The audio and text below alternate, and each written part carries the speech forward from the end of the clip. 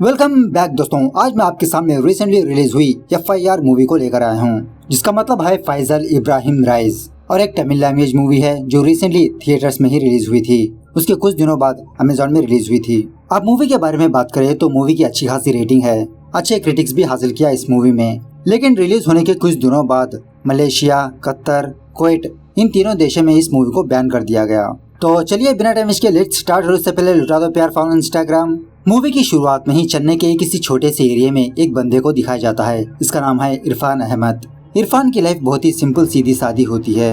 ये chemical engineering कर चुका होता है। फिलहाल तो किसी फैक्ट्री में जॉब करते रहता है और उसी तरह बड़े बड़े कंपनीज में इंटरव्यूज भी देने के लिए जाता रहता है। जब वीकेंड आता है इरफान अपने बेस्ट फ्रेंड्स के साथ एंजॉय करते रहता है। इरफान की माँ किसी पुलिस स्टेशन में एज ए SI की तरह काम करती रहती है। दूसरे सीन में एक लड़की का इंट्रोडक्शन होता है। इसका नाम है प्रार्थना, जो फिलहाल एक लॉयर होती है। मतलब ये अभी भी प्रैक्टिस करती रहती है। इरफान जहाँ पर भी इंटरव्यू देने के लिए जाता, उनमें से कोई ना कोई एक बंदा इरफान से यही सवाल पूछता कि इरफान क्या तुम रिलीजियस हो। इरफान को ये सवाल पसंद नहीं आता। सो इस तरह से इरफान ने काफी सारे इंटरव्यूज को कैंसिल कर दिया था। जब लंच का वक्त आता इरफान अपने माँ के पुलिस स्टेशन जाकर अपनी माँ को लंच देते रहता है। एक दिन इरफान की माँ की तबीयत बिगड़ जाती है। इरफान अपनी माँ को लेकर डॉक्टर के पास जाता है। चेकअप करने के बाद माँ बेटे को ये बात पता चलती है कि इरफान की माँ को डायबिटीज और BP बहुत ज्यादा है। डॉक्टर थोड़ा डाइट, एक्सरसाइज, दवाइयाँ फॉलो करने के लिए कहता है। खैर दूसरे सीन में गुणा नाम के एक NIA पुलिस ऑफिसर को दिखाया जाता है, नेशनल इन्वेस्टिगेशन एजेंसी। और गुणा फिलहाल मकबूल नाम के एक बंदे से मुलाकात करने के लिए जेल में आता है। मकबूल को ऑलरेडी फांसी की सजा हो चुकी होती है क्योंकि ये एक टेररिस्ट है। इतने सारे दिनों से मकबूल किसी से भी बात नहीं किया। एक फाइनल ट्राई करने के लिए गुना मकबूल के पास आता है और पूछने लगता है कि अबू बकर अब्दुल्ला कौन है। मैं तुम्हारी फैमिली को सपोर्ट करूंगा। मैंने सुना है अबू बकर अब्दुल्ला इंडिया में आ चुका है, क्या ये बात सच है? मकबूल इसके सवालों का कुछ भी जवाब नहीं देता। खैर बहुत गालियाँ रिक्वेस्ट सुनने के बाद मकबूल गुणा से कहने लगता है वो कायर नहीं है, वो एक ब्रेव तमिलियन है जो तमिलनाडु में रहकर अपना झंडा गाड़ने वाला है। वो यहीं पर पैदा हुआ, कहीं और का नहीं है वो। इसी बातों ही बातों में तभी वहाँ पर कुछ पुलिस वाले आ जाते हैं मकबूल को ले जाने के लिए, फांसी देने के लिए। गुणा रिक्वेस्ट करने लगता है कि गुणा प्लीज बता दो कि वो कौन है और तुम लोगों का अगला अटैक कहाँ पर होने वाला है। सो मकबूल जाते आते गुणा को एक पहेली दे के जाता है और वो पहेली कुछ इस तरह की होती है। पुनर्जन्म के इंतजार में रावण के 8 सिर अपनी शादी का इंतजार कर रहे हैं। यह सुनने के बाद अब गुणा को घंटा समझ में नहीं आता। वही दूसरी तरफ अबू बकर अब्दुल्ला अपना फेस छुपाकर मीडिया में अपनी एक वीडियो रिलीज करता है। हम सारे के सारे साउथ इंडिया को कब्रिस्तान बनाने वाले हैं। इस तरफ इरफान दोबारा किसी कंपनी में अपना इंटरव्यू देने के लिए आता है। तभी एक बंदा इरफान को कॉल करता है, शाम में मिलने के लिए कहता है। खैर फिलहाल इरफान टेम्पोररी पेरुमाल नाम के एक बंदे के फैक्ट्री में काम करते रहता है। लेकिन इरफान अपने क्वालिफिकेशन के हिसाब से जॉब सर्च कर रहा है, लेकिन इरफान को ऐसी जॉब नहीं मिल रही। और यहाँ पर एक्चुअली पेरुमाल की फैक्ट्री एक परफ्यूम वाली फैक्ट्री होती है। पेरुमाल इरफान को बिजनेस का ऑफर देता है, ये कहाँ पर जॉब के चक्कर में पड़े हो, मैं तुमको बिजनेस करना सिखाऊंगा। तभी वहाँ पर पेरुमाल का बेटा आता है, इसका नाम है कार्तिक। पेरुमाल कार्तिक और इरफान को कोयम्बटूर जाने के लिए कहता है। वहाँ पर डॉक्टर अहमद जाजी नाम के एक बंदे से डील करने के लिए कहता है। इस तरफ गुणा फाइनली उस पहेली का अर्थ निकाल लेता है। जब ऑफिस आता है तो इसका बॉस नहीं होता, गुणा का बॉस कोची गया होता है। यह सुनने के बाद गुणा फौरन फ्लाइट की टिकट बुक करके वो भी कोची जाता है। कोची के NIA ऑफिस में अनिशा नाम की एक लड़की होती है। ये गुणा से कहने लगती है कि तुम्हारा बॉस तो अब जरूरी मीटिंग में है। और एक्चुअली इस मीटिंग को कंडक्ट करने वाला अजय देवन होता है, नेशनल सिक्योरिटी एडवाइजर, जो दिल्ली से आता है। क्योंकि रिसेंटली अबू बकर अब्दुल्ला ने मीडिया में एक वीडियो पब्लिश किया था कि ये लोग आने वाले कुछ दिनों में साउथ इंडिया में तहलका मचाने वाले हैं। उसी के बारे में डिस्कस करते रहते हैं ये लोग। तभी गुणा इशारों से अपनी बॉस को बाहर बुलाता है और ये चीज अजय देख लेता है। अजय गुणा को अंदर बुलाता है। गुणा अजय को ये पहेली बताते हुए इसका अर्थ भी बताने लगता है। और इस पहेली का अर्थ ये है कि श्रीलंका के कैपिटल कोलंबो में ईस्टर डे के दिन 8 प्लेसेस पर अटैक होने वाला है। यह सुनने के बाद अजय अपनी टीम मेंबर से कहने लगता है कि फौरन श्रीलंका को कॉल करके इसके बारे में इन्फॉर्म कर दो। इस तरफ जब इरफान अपने घर आता है तो इसके घर में प्रार्थना होती है। किसी केस के सिलसिले में बात करने के लिए प्रार्थना इरफान के माँ के पास आती है। इसी बातों ही बातों में इरफान के दोस्त इरफान को कॉल करके बेंगलुरु ट्रिप के लिए बुलाते हैं। इरफान अपने दोस्तों को मना करने लगता है कि इसका आने का मन नहीं, लेकिन इरफान की माँ इरफान को जाने के लिए कहती है, थोड़ा एंजॉय वगैरह करने के लिए कहती है। इस तरफ चेन्नई के NIA ऑफिस में गुणा और अनिशा ये दोनों इंटरनेट में बैठकर सोशल मीडिया में किस किस ने ISIS का नाम लिखा, या तो फिर रावणा का नाम लिखा, श्रीलंका का नाम लिखा, इन सारे वर्ड्स का फिल्टर करते रहते हैं। इसी सर्चिंग के दौरान इन दोनों को ये बात पता चलती है कि कुछ दिनों पहले एक व्लॉगर अपने वीडियो में रावणा, श्रीलंका, शादी की बात की थी। और इस बंदे का एक यूट्यूब चैनल होता है जिसका नाम होता है इट इज कुमारन। उसके बाद क्या था, गुणा और अनिशा ये दोनों कुमारन को पुलिस स्टेशन लाते हैं। इसे नंगा करके इसी पहेली के बारे में पूछने लगते हैं। कुमारन कहने लगता है कि मुझे ज्यादा नहीं पता, लेकिन कुछ दिनों पहले एक ग्रुप मेरे पास आए थे PSTN का नेटवर्क हैक करवाने के लिए। मतलब इस नेटवर्क में ये होता है कि बिना सिम के कोई भी बंदा किसी भी वर्ल्ड के कोने से बात कर सकता है। और वो ग्रुप वाले कुमारन को 2 लाख रुपए भी दिया। सो ये जान लेने के बाद NIA के ऑफिसर्स ये डिसाइड करते हैं कि कुमारन के मदद से उनका ही नेटवर्क हैक करवाएंगे, उनका लोकेशन पता करेंगे। खैर दूसरे सीन में श्रीलंका कोलंबो को दिखाया जाता है और कोलंबो में ऑलरेडी आतंकवादी आ चुके होते हैं। ये लोग कुछ टेप रिकॉर्डर्स में बॉम्ब्स फिट करते हैं और जब ईस्टर डे आता है 8 जगहों पर बॉम्ब ब्लास्ट होते हैं। ये बॉम्ब ब्लास्ट श्रीलंका को ही हिला के रख देती है। थोड़ी देर बाद ये बात अजय को पता चलती है। अजय फौरन मीटिंग बुलवाकर ये कहने लगता है कि उनका अगला टारगेट इंडिया है। बड़े बड़े शहरों में सारे पुलिस वालों को अलर्ट कर दो, जो कोई भी शक के दायरे में आएगा उसे गिरफ्तार कर लो। खैर दूसरे सीन में डॉक्टर अहमद जाजी और उसके बेटे रियाज को दिखाया जाता है। डॉक्टर जाजी एक प्रीचर होता है और इसका एक खुद का एक केमिकल फैक्ट्री है। और बाप बेटे की बातों से हमें ये बात पता चलती है कि जाजी का एक बड़ा बेटा था जिसका नाम था हैदर, लेकिन हैदर सीरिया जाकर भटक गया, मतलब ISIS ग्रुप से मिल गया। इसीलिए जाजी अपने छोटे बेटे रियाज को US भेजना चाहता है इसके आगे की पढ़ाई करवाने के लिए। इस तरफ इन्वेस्टिगेशन के दौरान अजय और उसकी टीम को ये बात पता चलती है कि जाजी का एक ट्रस्टेड स्कूल है। इस ट्रस्ट के अकाउंट से और श्रीलंका को कुछ फंड ट्रांसफर हुआ और ये लोग अहमद जाजी पर शक करने लगते हैं कि श्रीलंका में जो बॉम्ब ब्लास्ट हुआ शायद जाजी का हाथ हो सकता है। वहीं दूसरी तरफ कुछ लोग जाजी पर शक भी नहीं करते। खैर जो भी हो, अजय अपने टीम से ये कहने लगता है कि हम यहाँ पर रिस्क नहीं ले सकते, तुम लोग जाजी के ऊपर 24/7 नजर रखो। सो गुणा और कुछ लोग जाजी के घर के बाहर रहकर उस पर नजर रखते रहते हैं, उनकी बातें सुनते रहते हैं। वहीं दूसरी तरफ इरफान और कार्तिक ये दोनों कोयम्बतूर जाने लगते हैं कुछ डील बात करने के लिए। उसी बस में इत्तेफाक से प्रार्थना होती है, ये भी किसी केस के काम से कोयम्बतूर जा रही होती है। बातों के दरमियान इरफान प्रार्थना के बगल में आता है, मतलब उसके करियर के बारे में, उसके मैरिज के बारे में पूछने के लिए। उसी तरह प्रार्थना इरफान की लव स्टोरी बताने के लिए कहती है। इरफान अपनी लव स्टोरी बताने लगता है कि मेरी लव स्टोरी आम लव स्टोरी की तरह नहीं है। कॉलेज डेज में अर्चना पहली बार मुझे देखा, वो धीरे धीरे मुझसे दोस्ती करने लगी, मुझे भी धीरे धीरे अर्चना का साथ अच्छा लगने लगा। हम दोनों एक दूसरे से प्यार करने लगे, लेकिन अफसोस हम दोनों के रास्ते अलग थे। सो उसने अपना रास्ता चूज करके दिल्ली चली गई। इस तरह से हमारा ब्रेकअप हो गया। खैर इसी बातों के दरमियान ये दोनों केरला पहुंच जाते हैं। केरला आने के बाद इरफान और कार्तिक ये दोनों डॉक्टर अहमद जाजी से मिलने के लिए किसी जगह पर आते हैं, वही केमिकल्स डील्स बात करने के लिए। ऑफकोर्स NIA की टीम जाजी पर नजर रखी होती है। मीटिंग के दौरान वो ऑफिसर्स वहीं पर होते हैं, जाजी की बातें सुनते रहते हैं। खैर थोड़ी बातचीत होने के बाद डील फाइनल हो जाती है। कार्तिक इरफान को हैदराबाद जाने के लिए कहता है क्योंकि वहीं से केमिकल्स को ले आना है। सो इरफान इसके लिए राजी हो जाता है। जब जाजी और रियाज वहाँ से जा रहे होते हैं, इन दोनों के सामने अशरफ नाम का एक बंदा आता है और एक्चुअली अशरफ जाजी के केमिकल फैक्ट्री में काम करता रहता है। खैर इरफान फ्लाइट पकड़कर हैदराबाद आ जाता है। हैदराबाद आने के बाद कंटेनर्स पर जाकर इनको जो केमिकल्स मिलना था उसकी लिस्ट चेक कर लेता है। अब यहाँ पर NIA की टीम जाजी के रिलेटेड जो कोई भी बंदा है उन लोगों को फॉलो करते रहता है। सो गुणा इरफान को भी फॉलो करते हुए यहाँ पर पहुँच जाता है हैदराबाद। अपना काम खत्म करने के बाद इरफान चार मीनार पे जाता है कुछ शॉपिंग वगैरह करने के लिए। गुणा भी इसको फॉलो करते रहता है, लेकिन ज्यादा भीड़ होने की वजह से गुणा इरफान को मिस हो जाता है। इरफान कहीं पर भी नजर नहीं आता। खैर फाइनली रात होने के बाद इरफान दोबारा एयरपोर्ट पे आता है चेन्नई जाने के लिए। अपने मॉम से बात करने लगता है कि ये थोड़ी देर बाद चेन्नई आने वाला है। सिक्योरिटी क्लियरेंस होने के बाद इरफान को ये बात पता चलती है कि इसके पॉकेट में इसका फोन नहीं है, इसका फोन मिसिंग है। इरफान फौरन वहाँ पर रहते हुए पुलिस वालों को बताता है, लेकिन कहीं पर भी इरफान का फोन नजर नहीं आता। ऊपर जाकर पुलिस स्टेशन में कंप्लेंट करने के लिए कहता है। जब इरफान ऊपर जाता है वहाँ पर पुलिस वाला किसी दूसरे बंदे से गपशप लड़ाते रहता है फोन में। बहुत देर बाद इरफान को एक फॉर्म देकर इसे फिलअप करने के लिए कहता है। वहीं दूसरी तरफ फ्लाइट वाले इरफान का नाम बुलाते रहते हैं कि थोड़ी देर बाद फ्लाइट टेक ऑफ करने वाली है, इरफान प्लीज आपको जल्दी आना होगा। इसकी वजह से इरफान बिना फॉर्म फिलअप किए अपनी फ्लाइट पकड़ने के लिए जाता है, लेकिन तब तक गेट क्लोज हो चुका होता है। वो लोग इरफान को अंदर आने नहीं देते।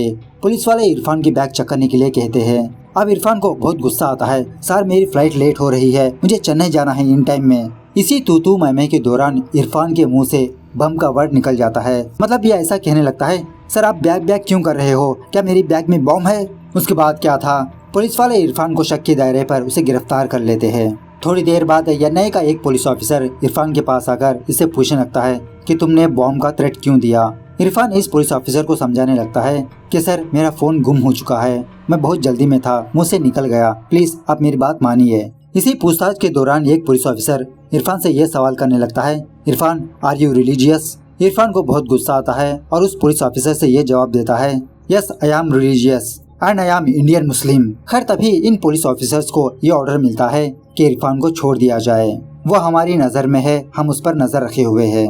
सो वो पुलिस वाले इरफान को दूसरी फ्लाइट में बिठाकर चेन्नई भेज देते हैं। इरफान जाने के थोड़ी देर बाद हैदराबाद के एयरपोर्ट में एक बहुत बड़ा बॉम्ब ब्लास्ट होता है। तकरीबन 10 लोग मारे जाते हैं और इन्वेस्टिगेशन के दौरान एनआईए ऑफिसर्स को ये बात पता चलती है कि ये बॉम्ब ब्लास्ट एक फोन से ऑपरेट किया था और वो फोन इरफान अहमद के नाम पर है। उसके बाद क्या था, जब तक इरफान अपने घर पहुंच जाता, वहां पर एनआईए के ऑफिसर्स पहुंच जाते हैं, इरफान को गिरफ्तार कर लेते हैं। अब इरफान को कुछ भी समझ में नहीं आता कि ये पुलिस वाले यहाँ पर क्या कर रहे हैं, इसको क्यों गिरफ्तार किया। देखते ही देखते सारे टीवी न्यूज चैनल्स में यही न्यूज चलने लगती है कि हैदराबाद में जो बम ब्लास्ट हुआ उसमें 10 लोग मारे गए और कहा जाता है कि पुलिस वालों ने एक बंदे को गिरफ्तार किया, जिसका नाम है इरफान अहमद। बम ब्लास्ट करने में इसी का हाथ है। खैर एनआईए ऑफिसर्स इरफान को पुलिस स्टेशन न ले जाते हुए किसी जगह पर लाते हैं इंट्रोगेशन करने के लिए। इरफान अनीशा को यही बात बताने लगता है कि मैम मेरा फोन गुम हो चुका था, चाहे तो आप हैदराबाद के एयरपोर्ट में जाके पता कर सकते हो। उसके बाद अनीशा इरफान के सामने एक केमिकल लिस्ट दिखाकर पूछने लगती है कि तुमने कोयम्बतूर हैदराबाद से कुछ केमिकल्स को लाया था। सारे केमिकल्स तो ठीक है, लेकिन बीच में कुछ केमिकल्स चेंज हो गए। कोयम्बतूर से हाइड्रोजन पेरोक्साइड लिया, हैदराबाद से एसीटोन, और वो भी लार्ज क्वांटिटी में। परफ्यूम्स का और इन केमिकल्स का क्या लेना देना? इन्हीं 2 केमिकल्स का मिक्सचर है TATP। यही 2 केमिकल्स ISIS और अलकायदा यूज करते हैं एक्सप्लोजन्स करने के लिए। इरफान कहने लगता है कि मैडम ये 2 केमिकल्स कैसे है, मुझे भी पता नहीं। खैर दूसरे सीन में अशरफ को दिखाया जाता है जो किसी सुपरमार्केट में आता है। अशरफ जाजी के केमिकल फैक्ट्री में काम करने वाला।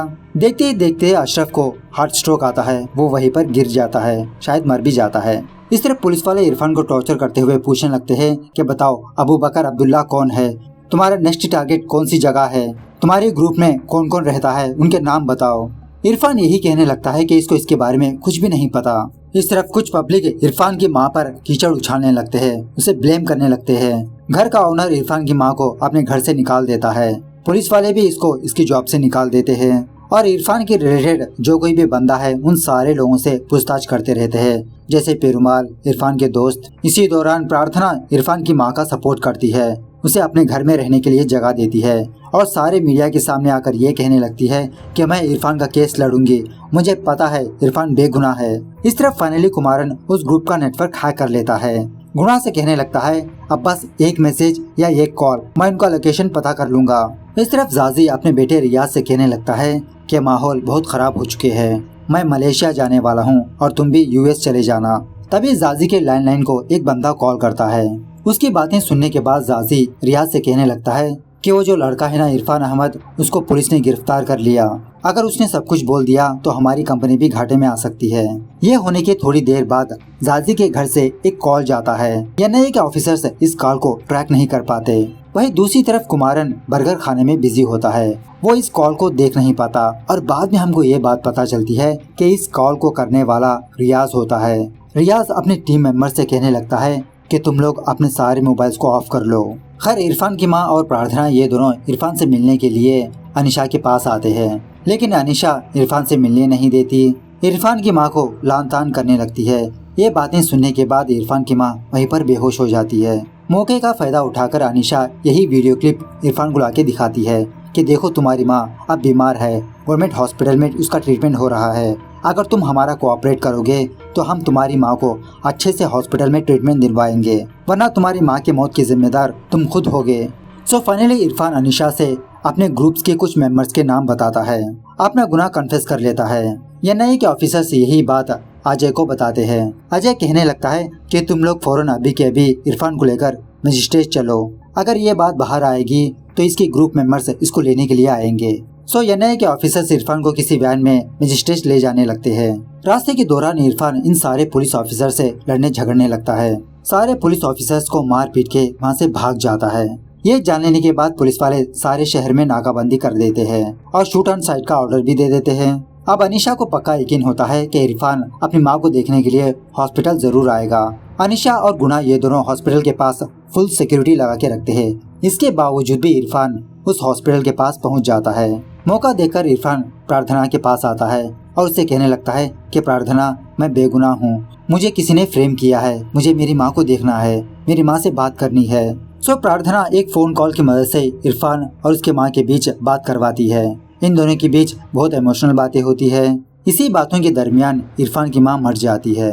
ये जानने के बाद इरफान बिना सोचे समझे अपनी माँ के पास जाने लगता है, लेकिन ऑफकोर्स वहाँ पर बहुत सारे पुलिस वाले होते हैं, इरफान को रोकने की कोशिश करते हैं। इरफान उन सारे पुलिस वालों से लड़कर अपनी माँ को देखकर वहाँ से भाग जाता है। उसके बाद प्रार्थना इरफान की एक फ्रेंड से आ मिलती है और आपको याद है ना, कुछ दिनों पहले इरफान और उसके दोस्त बेंगलुरु गए थे।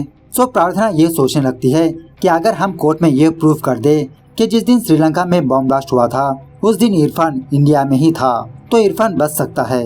लेकिन इरफान का फ्रेंड ये कहने लगता है कि उस दिन इरफान इन लोगों के साथ बेंगलुरु आया नहीं था, वो अर्चना से मिलने के लिए दिल्ली गया था। इस तरफ इरफान भागते भागते किसी जगह पर आके बैठ जाता है। तभी एक बंदा पीछे से इरफान के ऊपर गन पॉइंट करता है।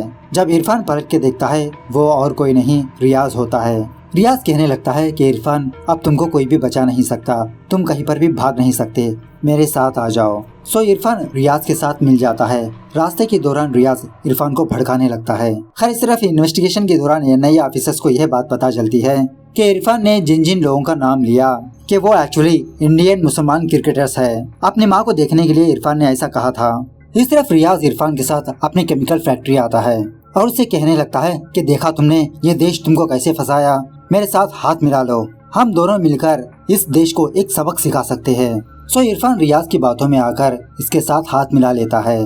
रियाज तभी किसी बंदे को ये मैसेज करता है कि इरफान हमारे साथ है, तुमको आना चाहिए। अब कुमारन इनके नेटवर्क पर अपने नजरें गड़ा के रखा था। कुमारन को रियाज का लोकेशन पता चल जाता है, गुणा को बता देता है। इस तरफ अहमद जाजी अपने फैक्ट्री पर आता है और इसके फैक्ट्री में कुछ नए लोग काम करते रहते हैं। ये देखकर जाजी शॉक में रह जाता है और इसी तरह इरफान को देखकर रियाज से ये पूछने लगता है कि ये यहाँ पर क्या कर रहा है, इसके तो पुलिस स्टेशन में होना चाहिए। ऐसा कहते हुए जब जाजी पुलिस वालों को कॉल करने ही वाला होता है, इरफान जाजी के सर पे वार कर देता है, उसे बेहोश कर देता है। रियाज चुपचाप देखते रहता है। इस तरफ इरफान का दोस्त और प्रार्थना ये दोनों इरफान के कॉलेज जाते हैं अर्चना के बारे में पता करने के लिए। लेकिन शॉकिंग बात यह है कि उस साल अर्चना नाम की कोई भी लड़की इनके कॉलेज में नहीं पढ़ा। उसके बाद एनआईए ऑफिसर्स अजय को कॉल करके यही बात बताने लगते हैं कि उन लोगों का एक ग्रुप मेंबर जाजी की केमिकल फैक्ट्री के पास है। यह सुनने के बाद अजय पहचान लेता है कि वो लोग सरीन गैस को बनाने वाले हैं और वो एक बहुत ही जहरीली गैस है। इस तरफ रियाज इरफान को अपनी केमिकल फैक्ट्री इसी के लिए लाता है कि ये जहरीली गैस बनवाए, क्योंकि रियाज के पास अशरफ था ना, वो तो मर गया। अब रियाज के पास सिर्फ इरफान ही एक ऑप्शन है। वो जहरीली गैस बन जाने के बाद रियाज अपने फादर पर ही टेस्ट करने लगता है। जाजी को एक बंद कैबिन में भेजकर उस कैबिन में उस जहरीली गैस को रिलीज करता है और ऊपर से उसकी वीडियो भी बनाता है। और इस जहरीली गैस की ये खासियत है कि ये बॉडी के अंदर के ऑर्गन्स को चूर कर देता है। इंसान बहुत तड़प तड़प के मर जाता है। और पास्ट में काफी सारी कंट्रीज में आतंकवादियों ने इस गैस का इस्तेमाल किया था, बहुत सारे मासूमों की जान गई थी। अब यही गैस रियाज चेन्नई में रिलीज करने वाला है। इस तरफ दिल्ली में अजय यही सारी बात पीएम को बताते रहता है कि आतंकवादियों का क्या क्या प्लान है, ये लोग क्या क्या करने वाले हैं। और अजय ये भी कहने लगता है कि सर अब इसका एक ही सोल्यूशन है कि हमारे पास एक रिमोट कंट्रोलर ड्रोन है, उसकी मदद से हम उस फैक्ट्री को उड़ा सकते हैं, तभी आसपास के लोगों की जान बच सकती है।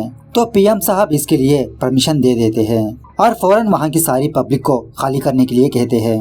उसके बाद अनिशा उस फैक्ट्री का लोकेशन पता करके उस फैक्ट्री के पास आती है, लेकिन तभी एक बंदा अनिशा को पीछे से स्टैब कर देता है। वो बंदा और कोई नहीं कार्तिक होता है, पेरुमाल का बेटा, इरफान का छोटा बॉस। और रियाज की बातों से हमें ये बात पता चलती है कि कार्तिक ही असली अबू बकर अब्दुल्ला है। अब अनिशा मरते मरते गुना को कॉल में ये बताती है कि गुना, इरफान अहमद असली अबू बकर अब्दुल्ला नहीं है, वो तो कोई और है। उसके बाद कार्तिक इरफान को अपनी स्टोरी बताने लगता है कि जब ये 12 साल का बच्चा था इसकी माँ मर गई थी।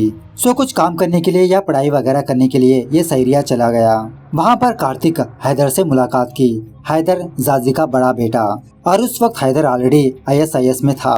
हैदर कार्तिक को अपने ग्रुप में शामिल कर लिया। इस तरह से कार्तिक अपना नाम बदलकर अबू बकर अब्दुल्ला रख लिया, और जो बॉम्ब ब्लास्ट हुए थे उन सारे बॉम्ब ब्लास्ट में इसी का हाथ है। उसके बाद कार्तिक अपने आदमियों को बुलाकर इरफान को मारने के लिए कहता है, क्योंकि अब यहाँ पर इरफान का काम खत्म हो गया, इसने तो गैस बना दी। सो इरफान उन सारे लोगों से फाइट करने लगता है। इसी फाइटिंग के दौरान वहाँ पर अर्चना आती है।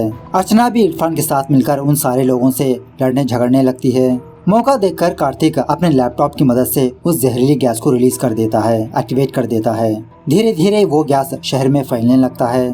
पुलिस जहाँ तक हो सके पब्लिक को सेफ एरिया में ले जाती रहती है, लेकिन फिर भी उस गैस की वजह से आसपास के लोग मरने लगते हैं, तड़पने लगते हैं। इस तरफ इरफान को एक ही रास्ता नजर आता है कि असली चैम्बर के पास जाकर उस गैस को बंद कर दे। कार्तिक इरफान को रोकने की कोशिश करता है, वो भी टावर पर चढ़ता है।